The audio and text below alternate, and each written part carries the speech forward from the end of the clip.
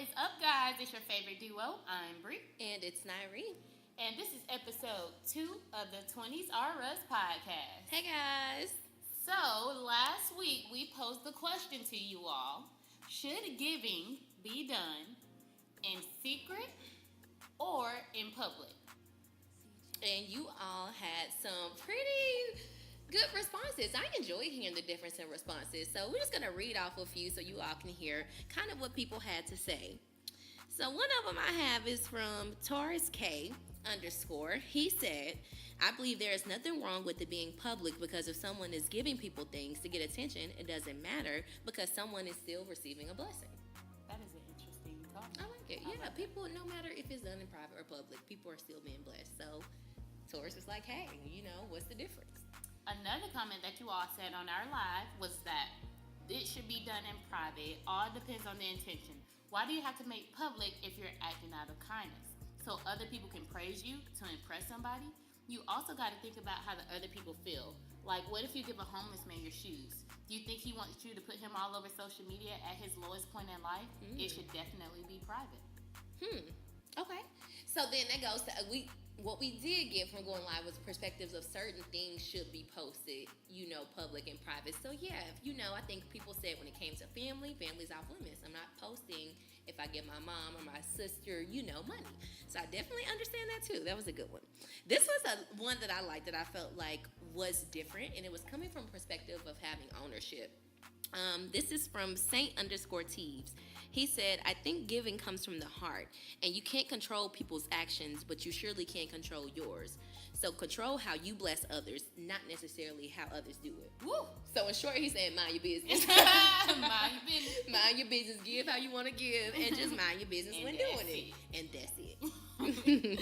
One of the last comments we'll read for you all today is from Love _Pink 22. She said, I say both. I feel like if it's something or someone personal, then yes, give in private.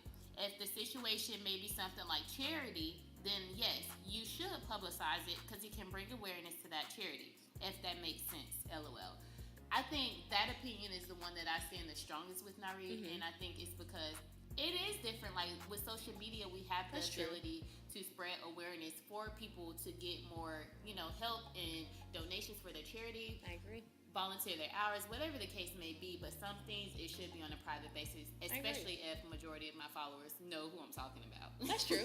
I agree. I absolutely agree. So we definitely enjoyed hearing you all's opinions on our table topic. Stay tuned at the end of this episode to hear our table topic next week. Well, for next week when we go live. Make sure you give us your responses, your questions, your comments. Thank you guys so much. We enjoyed it. And now on to this week's episode. Okay, so a few hard-hitting questions for you, Bree. Really intriguing. I'm interested to hear your response. You're in the shower. Okay. You have some soap. Falls on the ground. Oops. Is the soap dirty or is the floor clean? I use shower gel. I do.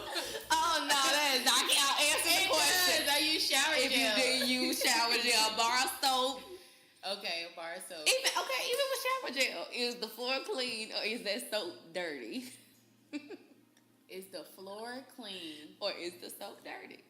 Or is the soap dirty? I think the soap is clean and the floor is dirty. Okay. Literally, out of 14 people, you were the only person that said that. You 2 people. I've asked my friends. Oh, did I say it right? Well, it's no right or wrong answer. It's no right or wrong answer. It's just one of those questions where it's just your opinion.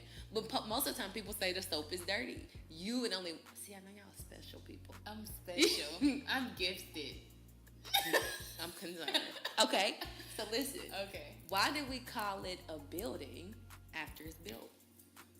Charlamagne asked Wiz Khalifa is. I watch The Breakfast Club just as much as you do. Why not? What did Wiz Khalifa say? I have no clue. He was so high. What did he say? He was. Okay, so why do they call it a building if it's built? Already built? Because you can't call it a built. Why not? Why did I not make up the word? Meet me at that built. Meet me at that built. But what if that was the only thing we knew? Maybe because it's never done being built. Is anything ever really done being built? Yes, this building was half built, you wouldn't be in. You wouldn't be living here if this building was half built. That's what they You want get us out. to think. Maybe they know something that we don't know. I feel it, sis. I feel it. Okay. See, think about it. Think about Right. Are you telling the truth if you lie in bed? How do you lie in bed? Are you telling the truth If you lie in bed? Down in bed? No. Are you telling the truth if you lie in bed? Like, tell a lie in bed. I think they meant like lie down, like lay down. You are the worst. You know what? Forget it. Hey, guys. You are now tuned into the 20s Are Us podcast. Episode dos. How are y'all doing today? Guys, listen. So let's just get on the inspirational tip really quick. Because we need it sometimes during the week. And it's been, we decided, listen guys, me and Bree have a rule sometimes that after work we do not discuss work. Because it's literally, it gets stressful. And you'll be in tears before the end of the conversation. After 8 o'clock, Nyree is my friend and not my coworker. Exactly. We have to establish that line. Like today, we are not coworkers. We are just friends. Exactly. And that's just because, guys, listen. You have to find balance. I really feel like you do. You do. I agree. And it's just, we all have dreams. You know, some of us dream to excel at corporate. Some of us want to be CEOs. Some of us want to be chefs. Whatever your dream is, whatever you're working towards, you know, if your day job is just your day job right now, just don't let it get in the way. Just never lose focus. Like, always keep your eye on the prize. Because every day, I was just reading something, and this guy was like, you know, I need some self-help books. And it's not that I'm against reading by any means, but at a certain point, like, once you read one, you've read them all. I agree. And while it is inspirational, I think it's hard for us to find inspiration in our day-to-day. Like, I can go and have a great day tomorrow, and I can read a book, and it'll help me, and then I could have a bad day at work, or I could really struggle, and you just really start losing focus of the dream, and it really gets hard sometimes. But just, man, keep your eyes on the prize. Stay prayed up, work your butt off after work, and do what you got to do if you have a dream, and that's just it. Nyree, that was beautiful. I do agree It's with one you. of them weeks. It's been one of them weeks. It's been a long week. I agree with you in the sense that, you know, when it comes to a lot of these books, like, you know, it's so overrated. But I see a lot of times, like, people on Instagram overnight becoming sensations of inspirational speakers. That's true. And it really gets under my skin. And it shouldn't, because anybody, whether it's they faking it or whether they straight getting it off Google, you know, anybody spreading light, you should be all for it. Because maybe if they touch one person, that's it. But sometimes, you know, I do just kind of feel like we're just kind of going with like the cliche thing that is to say, or we get one quote from a book and then we run with it. Yeah, I agree. I agree that all the books are the same, but one thing that I will say though is that I read multiple books multiple times, because it's not necessarily the book that changes, but your perspective that helps you see books differently. So there may be, you know, the Maya Angelou book I've read 6th grade, probably 9th grade, and now I'm reading it again, but it's just like I get something different from it every time, because your lens changes. That's Depending on the experiences that you've been through. And so all of those experiences are like contacts on top of your eyes, and it changes what you're seeing every time that you reread those books. But I'm just like, sometimes I agree. I just can't get with it. Like, I'm just like, everybody's inspirational. Everybody's an inspirational speaker. And you know, it may even seem everybody's like we're having a conference. Exactly, but it is. Let me tell you what. You remember I was telling you, Dana Chanel, the girl who created Sprinkle of Jesus. She was like, she made a statement, and I feel like it was really bold. I can't agree with the statement, but I agree with the context. And she was saying, women empowerment is dead. She was like, it's dead. She was like, everybody had a conference. Everybody had a conference. Black Girls Who Conference, and, you know, come to my lunch and brunch. And her point was, I'm empowered every day. Like, when I get up, you know I want to start my business. I wish I had, but you're not giving me the tools to do anything with it. She was like, so all these, you come and you have an inspirational speaker. It's like, what are you doing to help me? Like, next week when I go to work and I'm struggling, are you giving me tools to pay my bills? Are you giving me points of contacts for people I can network with that'll help me with business? And I resonated with that so well, because I'm just thinking, you know, she's right. Like, we could really get on Eventbrite right now, type in Atlanta, and something's going on. And, definitely. But I don't agree that women empowerment is dead, because I love that women are gathering together. We're empowering each other. I think it's the best time to be a young woman in the world today. Like, we are dominating. But I do understand what she means when she's saying, like, what do you, like, you go to these conferences, you're empowered for a day, and then tomorrow you're faced with your real life problems. Like, at these business conferences, are you really giving me the tools that I'll need to succeed? And so, like, what she does, like, one way she uses her resources is when she goes, she knows how to build apps. So she's like, if you pay for one of my conferences, you're going to automatically have an app. So I'm going to teach you how to start building your customer base. Just having tangible things. So I can agree with you on that. Like, when it comes to the, yes, inspirational speaking, and sometimes we need it.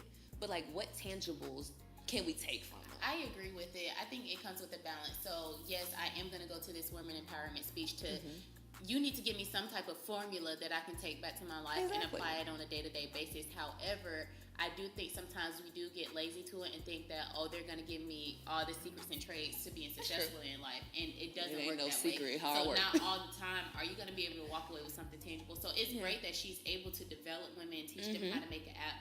But everybody who is a figure that you can be empowered by doesn't necessarily have, you know, something tangible for you to walk away from. It may just be a testimony. It may just be, you know, look at something what to God inspire for me, you. Look at what God did for me, or look at what I overcame because I changed my mindset or I changed this or that. So I agree. Sometimes the work is on you, and I don't think that we should just hop and run to these conferences like, oh, she made 6 figures overnight. Let me go see. Cardi B status 6 months. Let me run and see what I can do. So. And that's why I don't agree with the statement that women empowerment is dead. But I do understand exactly what she's saying. Just because, like, it's a saturated market. Like, think about this. Everything, every day, you know. Oh, come to my women empowerment brunch. Oh, come to my, you know, all these different things. And it's just like, you know, besides inspiration, like, what am I gaining? Not that we don't need it, you know, because sometimes, like, this week is a good week to just, I've been listening to Will Smith. And Will Smith had an interview recently on Rap Radar. I missed. And, but I've been listening to a lot of Steve Harvey this week and stuff, so you need it, but you do, and it goes back to my original message. Like, I should never be upset that I'm seeing all these inspiring people on Instagram. That's true. Because if they can reach one people, then you know it may be worth it at the end of the day. But agree. I don't know, just kind of part of me still feels like I lost my train of thought. But I mean, I don't know. I still don't think it's dead. I think it's a great time to be a woman. Women empowerment will never be dead because I feel like we still don't see it enough. Oh, that's what I was gonna say. Like, going back on your comment, you had said something. You said it's a saturated industry, and I feel like, you know, not everything is 100% good, and I really feel like that's one of those industries or is one of those professions where it's recession free. So it really does feed off of the fact that, you know, people may be in troubled times. Like, so everybody, kind of like the conference that we went to, you know, it was just a whole gag at the end of it. They're trying to get you to spend $2,000 to go to another state. And you know, do the actual thing. Exactly. So sometimes I just feel like it kind of does feed on the weak, and it feeds on the desperate people who are really just at their rock bottom in life and just kind of like doing whatever it takes to kind of figure out, okay, something got to shake. I got to do something with my life because it can't get no worse than this. However, again, you know, if it touches one person, then it may be they've done their job. End of the day. So, you know, sometimes the intent isn't always there, and it is greed that's fueling people to do this. But, you know, if something good actually does come out of it, which me and my friend on Instagram actually had this conversation in our debate. So he posted, Aaron is like my brother, but he posted a picture of Michael Jackson with some wavy edges. It was light-skinned Michael Jackson. And, of course, you know, I had to pick at him because he has a black and beautiful mother, but I had to get at him about, he said, if her edges don't look like this, I don't want her. So we got into multiple conversations from that post. However, one of the things that came out, he was just basically saying Michael Jackson did so much good. And I said, okay, but how much evil do we excuse for the good that people do? So I'm going to ask you that. Do you feel like if a person does also, you know, we can use Michael Jackson, Bill Cosby, we can use a lot of people for examples. How much evil is excusable for how much good that people do? I think it depends on the situation. That's something I would have to sit with. And you know what? I would, Bree. It's a great question, though. It's a great question because I feel like that's one of the hugest debates that we have in media right now when we see all these prominent figures and these people we actually were empowered by growing up in media, and then we find out these other lives that they were living, or the Bill Cosby that we saw on TV is not the Bill Cosby in life, or just other figures that we can go on and on about. But they did so much good. But then we kind of start to see Martin Luther King, for example. He did so. We talk about Martin Luther King again. I don't know what it is, but Martin Luther. They unfold stuff about him cheating on Coretta Scott King and all the other things that he did. So it's just like, at what point do we draw the line for the evil that people do, or is it kind of excusable because their good outweighs their bad? How do we measure? So I think that's one of those things that's extremely subjective. I think it depends on the person. Now, let me tell you, I think it's just like I was telling you. I don't know if I was talking to you or Angel, but I was telling y'all, this man said, listen, I know that God said all sins are equal, but some of y'all be seeing it with capital S. With a capital S, and I'm like, yeah, because, and that's why I think it's levels. So you do all this charitable work your whole life, and we found out you've been raping girls your whole life. Absolutely, the evil outweighs. Like, I don't care what you did good, because you equally harm people, and you affected their entire lives. So despite, even, I'm just playing devil's advocate. Yeah. So just to clarify, yes, despite the fact that he sent 100,000 girls off to college free tuition, or funded, a private university, if he raped 3 girls, to you, it doesn't matter all the good that he did, because he ruined 3 lives. So when I think about it doesn't matter the good he did, I would say, great job, thank you for that. But when I'm thinking about your brand as a whole, absolutely, it's crushed. Okay. I don't care what you did. Like, yes, you did a great deed. Great deed. I'm so happy that you did that for those girls. But when I think about your brand, I can't say that I respect you. I respect that action. Agree. You know what I mean? Like, I respect your action, but I can't respect you. But then the question kind of raises, did you do all of this so that you can sleep better at night? Yeah. Have you seen it's a good movie on Netflix. It's called Inside Man. But I don't want to ruin it. I don't want to ruin it for people. And I'm one of those people that hate when people ruin movies. Give me a gist of it. Well, the point that I'm trying to make is, you know what? I think I can tell it without telling it, but I don't want to tell you. You got to see it, guys. You got to watch it. It's so good. It's so good. But I'm just gonna tell you the premise of it is really this man. He had opened all these different kind of banks, right? But it turns out that he was doing so much charitable work, like he was honored in his community and everything. But it was uncovered that he made deals with the Nazis back in the day. So he was doing of this good stuff. I think it was based on a true story. I'm not sure, but he was doing all this good stuff because he was sold his friends out. He sold his friends who were German out to the Nazis. So, dang,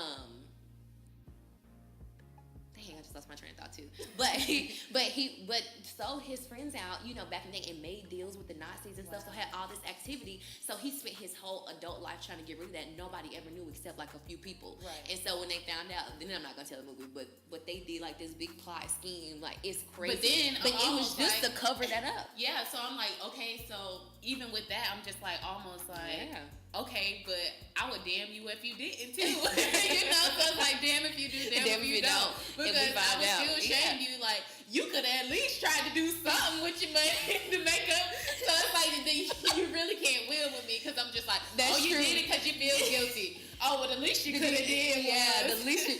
But that's what his thing. And he was like, his argument at the end was like, but I did this for this, and I did this for them, and I've done all of this. And the man was like, pretty much you don't have my respect. Right. He was like, look how many lives you affected by the things that you did. So I think that's when it comes to, we respect what you did in the community. You built a little school on your LeBron. No, I'm just kidding.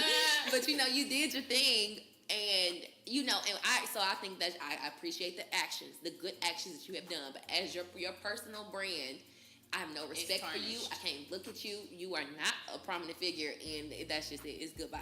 Girl, on the positive vibes tips, I do want to rewind. Lebanon James.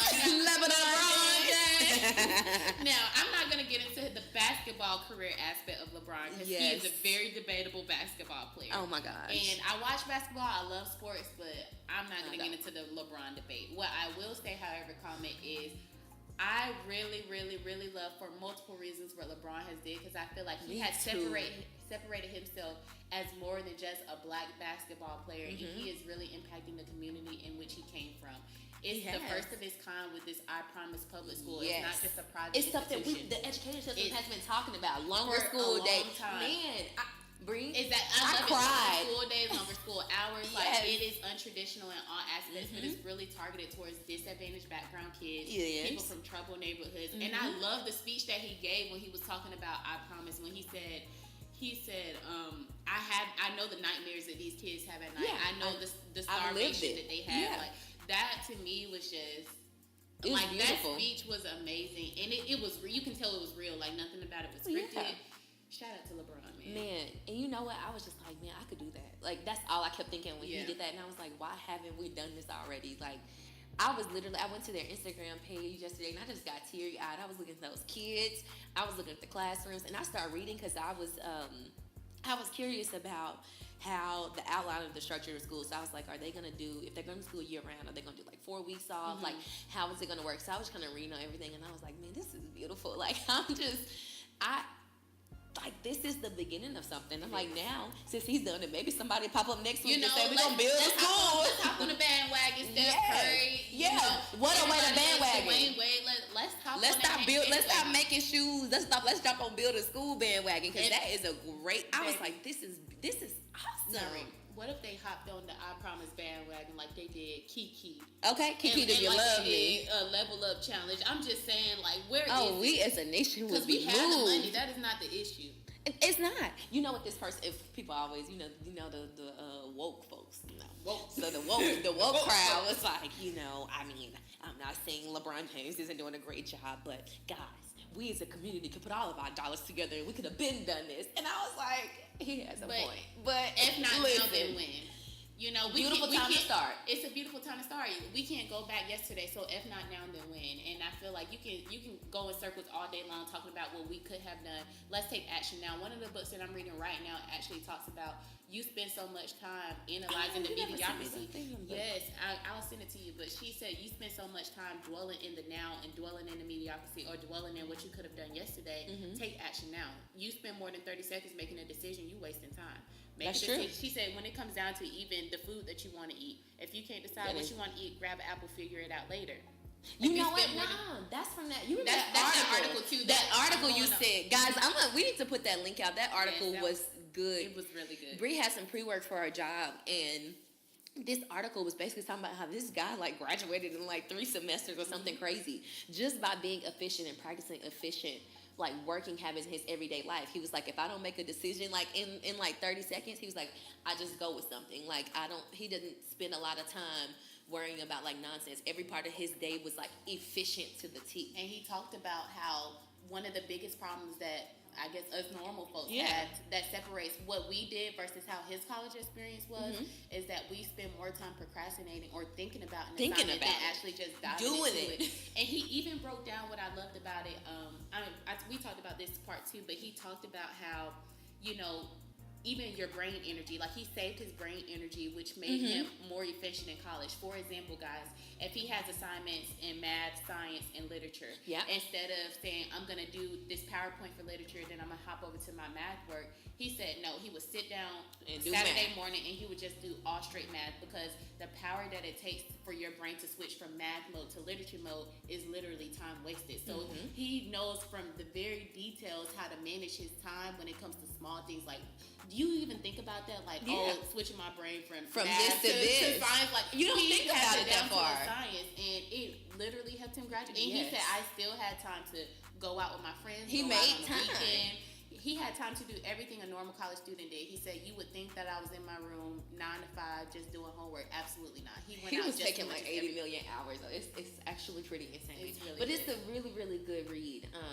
I really, really enjoyed reading that article. I was like, I gotta get the name. I waste so much time. I waste so much time. Just thinking about it. Just thinking about it. Because I'm just thinking, like, I remember one day a long time ago, I don't know if it was for my birthday or something, but just like shopping.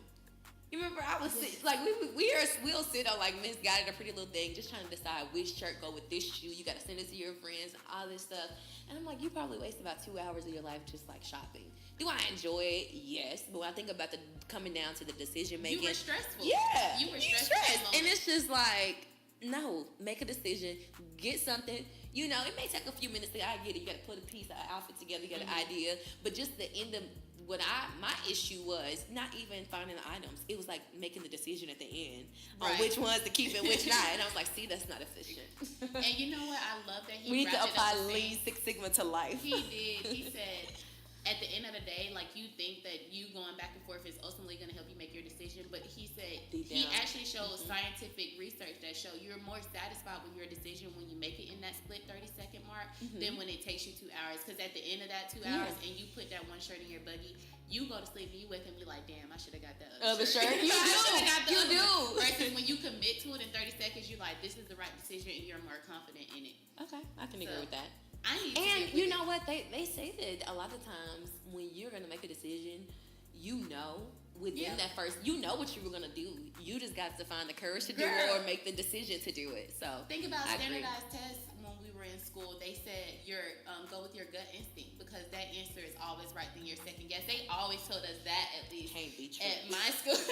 They said that your initial answer Yeah, is you have always to know better right than the one. second answer because you second guess yourself. So your gut instinct knows best all the time. And I think that I can apply that to so much in my life, but we try to rationalize so much and it just makes us second guess everything that we know to be true, but we want something else to be so true so bad. And I think it goes down kind of to fear. We just don't want the alternative to possibly be true. There's a lot of debate for it, but Yeah, on what to do. But I have such a standardized tests are so. I don't. Thank you, LeBron.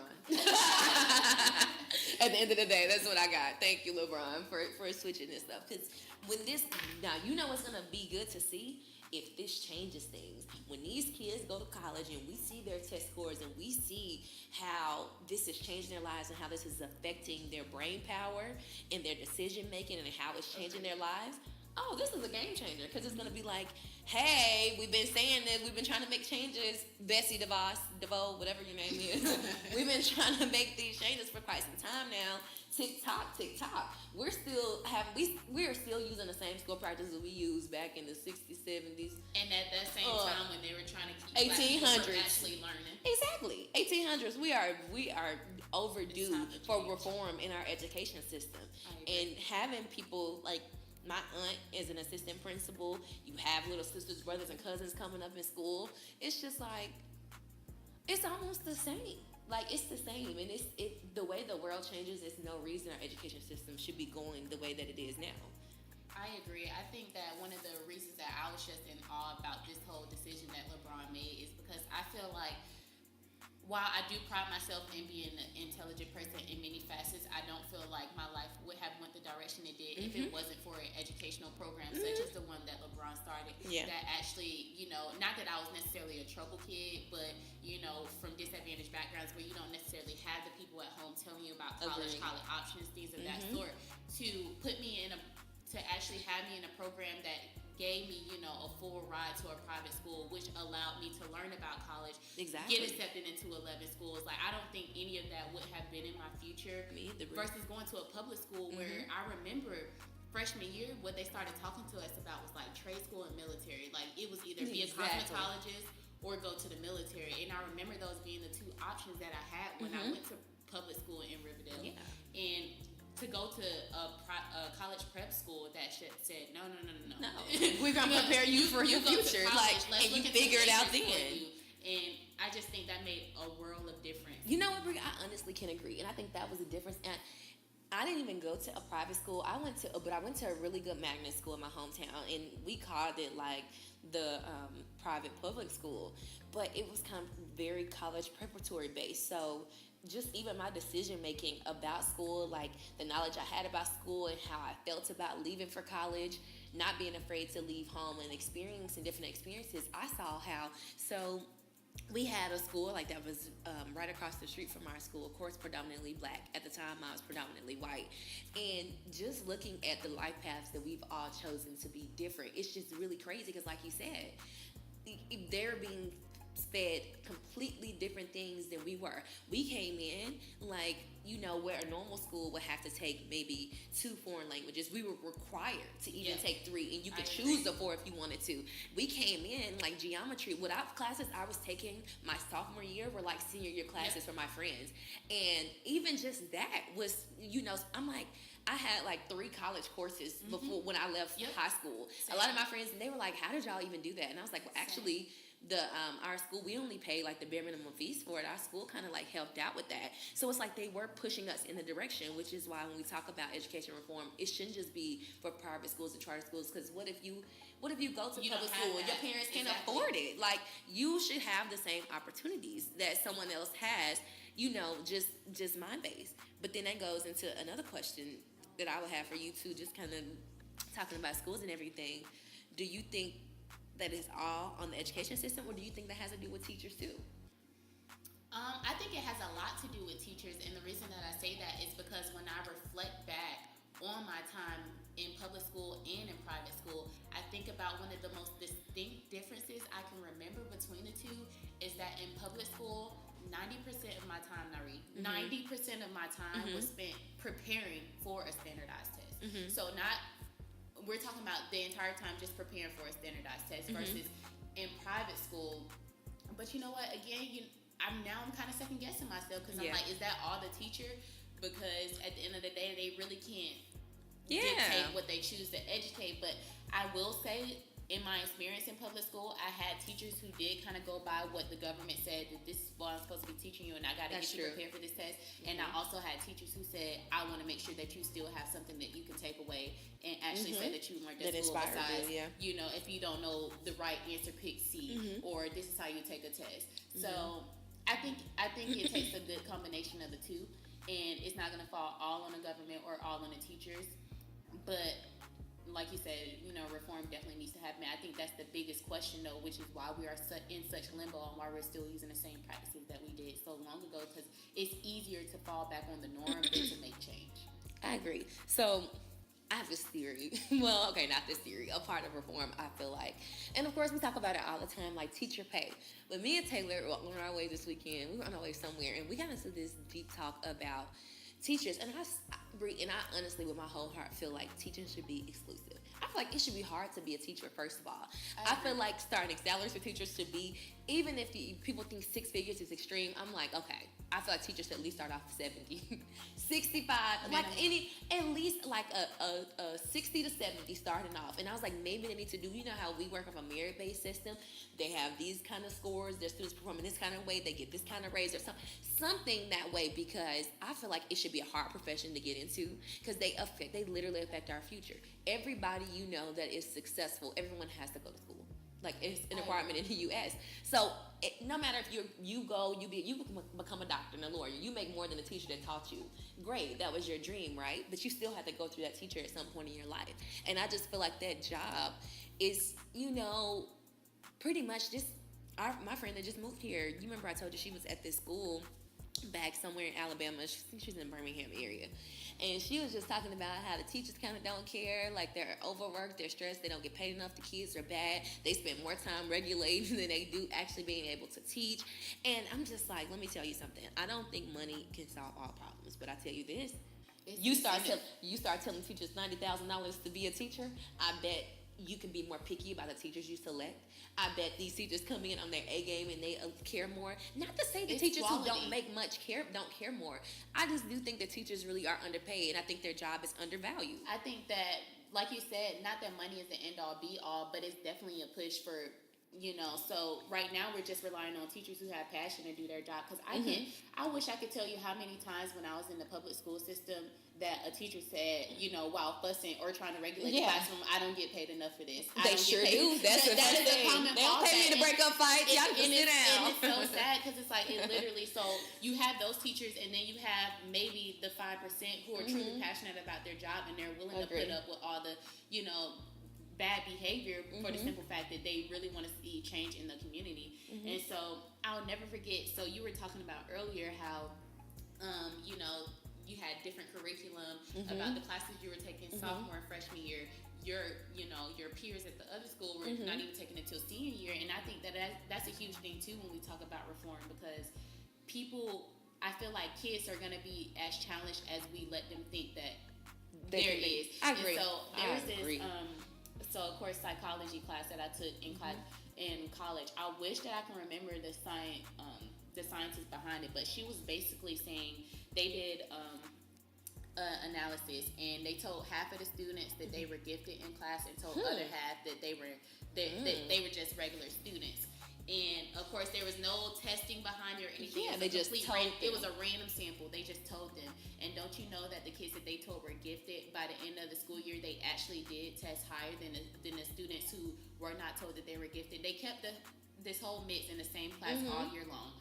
But they found a couple of things at the end of the study. So they found that one, the students who felt that they were gifted, they actually spent more time trying to learn, because they're like, I have these special talents and gifts, and I want to work hard because I want to get it. And they were more focused in school. And also, so the researchers who did it, they told the teachers, the gifted students and the normal students as well. Don't you know the teachers spent more time with the gifted students than with the other students, and they kind of wrote the other students off like, oh, you're just, a subpar kindergarten student, so I'm not going to spend as much time with you. Wow. So it literally affected the behavior of the student and the behavior of the teacher. Wow. Because no one knew besides the two researchers. Oh, that's deep. And so I think that's multifaceted. And the thing is, girl, this study was done in the 90s. So I'm just like, why haven't we taken this and really realized what are we doing at this point? Because we do have gifted classes and regular classes, but what are we telling students as a whole when we don't put as much effort into certain students because they can't test to get into this gifted class, that they don't get as much time spent on them? Or if I'm in a normal class and everybody else in the gifted class, I'm like, they don't care about my class, no way. Yeah. So I'm going to act up. Because you're not giving me any special attention. Because people try to act like kids don't know. They feel it. You know when somebody cares about you. In life, you know when someone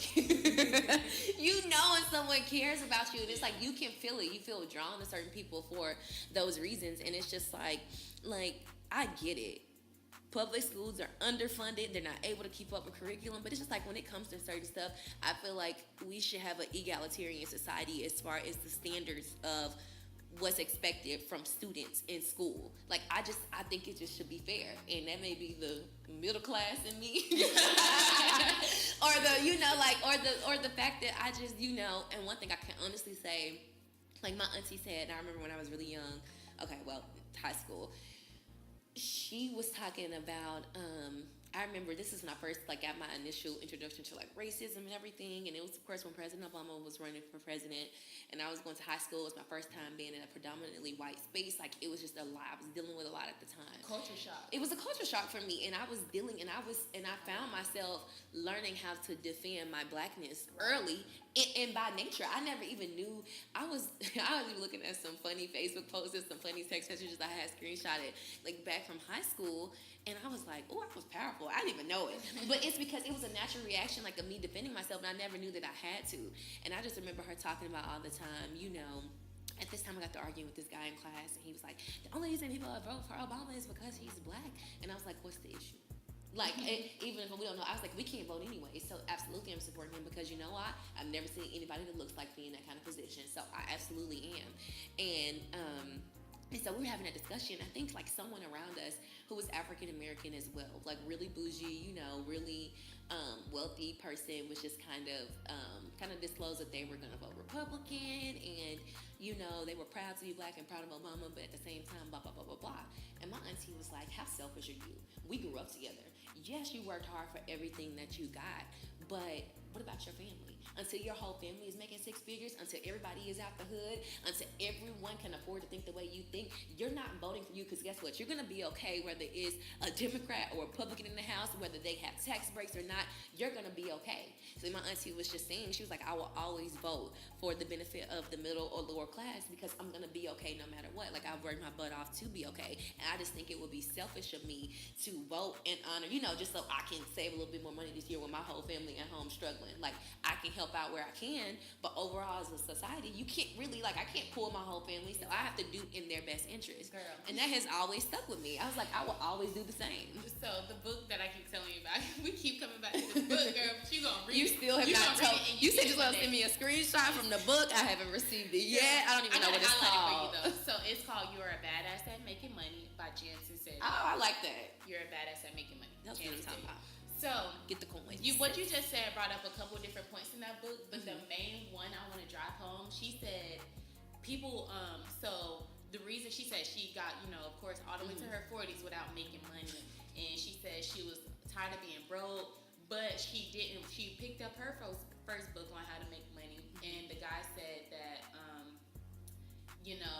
basically, the whole stereotype that rich people aren't happy. But she said, when did it become a either or thing that in order to be happy you got to be broke, and once you become rich you got to be this happy. And so she said the most powerful thing that you can do for your community. She said people see all the time, who am I to want a 30-bedroom house or a 20-bedroom house because there's people in Africa poor who can't get water, blah, blah. She said the biggest thing you can do for those people is get rich.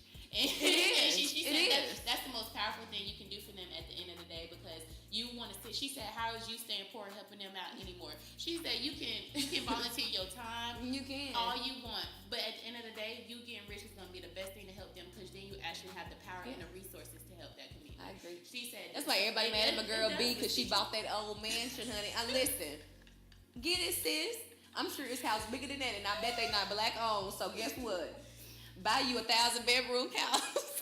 So my whole thing is, Steve Harvey said in that movie, my daddy told me the best thing you can do with poor people is not be one of them. But I understand that statement now. It sounds funny, but after reading that part of the book, it actually makes so much sense. Like, the best thing you can do for poor people is to get rich, and not to show them that, you're rich because you're lazy, because I don't agree with that whole phenomenon, but I do agree in the sense that if you want to help them out, money speaks. So, Cardi B, Beyonce, whoever can get, Kim Kardashian, they can get on Instagram right now and make a post. And if they get at least 10 people to donate $100, they have better help towards the cause than my poor self trying to say, I'm not going to be rich because people are in Africa are starving. How's me staying broke going to help them anymore? Girl, you know what? When Beyonce got that house.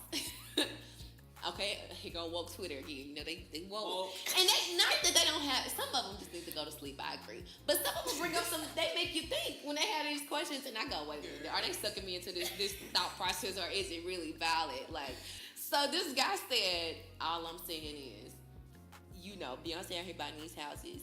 And I think the money that it costs to buy the house, like, we could have ended homelessness in an entire state. And I was like, she could have ended homelessness in an entire state with the money that is spent to build that house. And I go, and he just talked about how much money it would take to end homelessness in the United States of America, and then he went against a budget that we spent on buying firearms or something like that. And he was like, I'm not trying to, he was going against it. He's like, he one of them. Yeah. Now, my thing is with people, one, just off his basic comment, people always trying to undermine someone else's life decisions with something they could have done or should have done better. You cannot tell people what to do with their money, and you cannot say that someone to make a decision. You just can't. Like, it's my life, it's my decision. I can do what I want to. So I feel like when people make comments, it's like, but you could have done this. You can do that without shooting somebody else down. You could say, you know what? Great job, B&J, but also, guys, understand, the money they spent with this, so maybe we should come up with the money to do this. Or, just pitch the idea without throwing someone else down. And I think that's really important. Now, two, it made me think, too, because I was like, And he was like, since the upper class is not going to help, then it's up to us as the middle and lower class he's like, I guess it's up to us as the middle and lower class to try to end poverty and try to end homelessness in America, since we have all these rich people spending money on nonsense. And I was like, did he say something? Or was it too woke? Or is he just being an asshole, But I really started thinking about it, and I was like, man, But I'm sure Beyonce and Jay will argue that they do a lot of charitable work in the community. They probably do way more than we know. And so it's just one of those things where, you have a point, but you also can't dictate people's decisions, because you don't know what you would do if you were in someone else's shoes.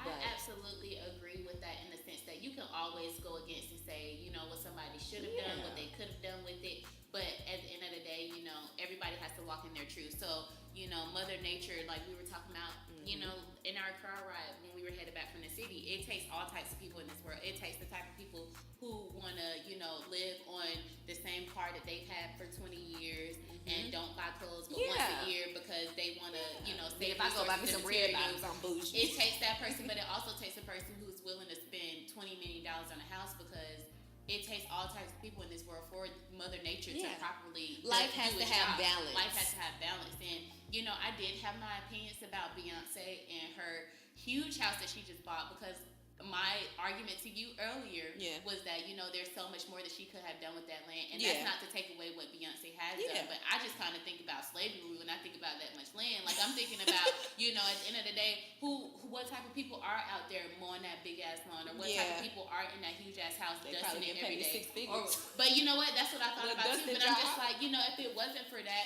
will we not have a job force for those people? So it kind of goes hand in hand. That's true. And I appreciate you for that, because I will say I did have my like start opinion on Beyonce in that huge ass house, and I did feel like it was unnecessary. But in hindsight, it did kind of open my perspective too. There's not all that to it, because she is giving people, you know, giving people opportunities. It's She probably gonna use a black landscaper. And I hope she does. Beautiful. I hope she does. What Beyonce said, hey, you'll come dust my house, 6-figure salary. Girl, I'll be the best duster in the... Oh, I'll go buy me all kind of dusting tools. I'll have some electronic dusters. I'll grab dust out the air. Oh my What God. surface? Could you imagine, like, what do you do What for a living? surface? Oh, I'm a duster. For Beyonce. For Beyonce, though, you know, it's a really great industry. You should really try it. Beyonce gonna have them people, you know, the skyscraper buildings in New York that be hopping down the window on the outside. Right with them Wiping the window. windows. That's how she gonna have folks outside her house cleaning the window. Girl, say this, employ me. I'll do anything in that house because I know them folks making more than I make in a year. I'm just saying, I think it's great. Okay, guys, it is now time to get into our minority business spotlight. Our minority business spotlight for this episode goes to a young black couple who started Mo Melanin. Yay. They started Mo Melanin as a way to counteract a lot of the negative stereotypes surrounding black people. They knew that they couldn't completely change how the media chooses to portray us. However, they definitely felt that they could play a huge part by providing positive images that are unified and empowering for us. I love it, guys. So make sure you go and check out Mo Melanin at MoeMelanin. That's MoMelanin.com. When you guys go check them out, check out their school supplies. They range from like journals, planners, motivational pencils, or etc. on their website. Also check them out on social media, guys. We really, really love and appreciate what you're doing. Make sure you guys check them out and tell them 20s R Us sent you. All right, guys, it is now time to get into our table topic for next week's episode. Next week's table topic is makeup. Listen, I'm a makeup wearer. I love makeup. I don't feel like I transform when I put on makeup. However, we wanted to bring up this topic because Bree was looking at something. What did it say, Bree? Okay, so guys, I was scrolling down Twitter, and it basically, long story short, this guy was saying, no, because how would you feel if I went home and put up my muscles? So the conversation kind of arose as to, okay, so would you rather meet your girl in the club with makeup or without makeup? And of course, most guys try to throw out we like all natural. You know, I want a girl in her natural state. But let's be real. Y'all ain't walking up to the girl They with not. natural faces in the club. They're not. You're not walking up to the natural girls. Y'all like the big boobs, the big booties, the transformed faces. And then she get that makeup white lid on them. And then you want to be mad. And I don't like it. You know what I'm saying? I think makeup, if it makes you feel beautiful, so what? So ladies, we want your opinions as well. Guys, we want to hear your opinions. The conversation starts with you guys. So fellas, we want to know what y'all think because you are the ones fishing. You are the ones fishing. And we are the bait. We're the bait. Wait, we're not the bait. We're the fish. We're the fish. We are the fish. We're the fish. You know what? I'm the fisherman. I gotta choose them. On I the gotta sea. say I'm the man. I mean, I'm the fisherman because I gotta say yes or no. So you can catch the fish, but I may reel it on off the bat. But anyways, guys, so we're gonna post this topic on our social media, and because we got so much positive feedback, we will likely be going live again for you all since we got such a great turnout, and we can't wait to hear what you all have to say. And leave us comments, give us feedbacks. We are out. 20s RS